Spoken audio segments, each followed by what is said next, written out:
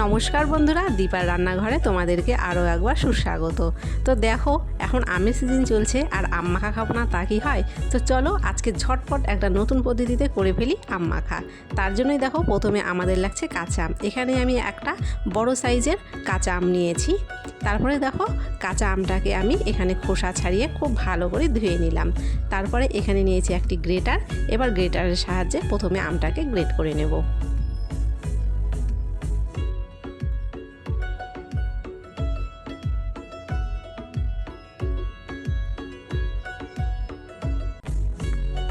তো এখানে আমি সবটুকু আম গ্রেট করে নিয়েছি।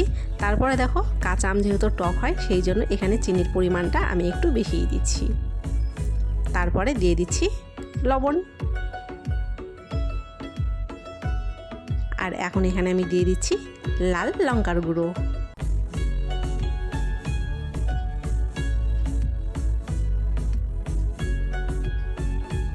তারপরে দিয়ে দিচ্ছি কাসুন্দি। কাসুন্দিটা অবশ্যই দেওয়ার চেষ্টা করবে, এতে কিন্তু আম মাখার স্বাদটা দ্বিগুণ বেড়ে যাবে। হয়ে গেল। তো দেখো, এখন কিন্তু হাত দিয়ে মাখিয়ে নিলেই রেডি হয়ে গেল টক ঝাল মিষ্টি আম মাখা। তো খুব সহজে দেখিয়ে দিলাম খুব সুন্দর একটা আম মাখার রেসিপি। কেমন লাগলো কমেন্ট করে অবশ্যই জানাও। ভালো লাগলে লাইক করে দিও, চ্যানেলটাকে সাবস্ক্রাইব করে দিও, ভিডিওটাকে শেয়ার করে দিও।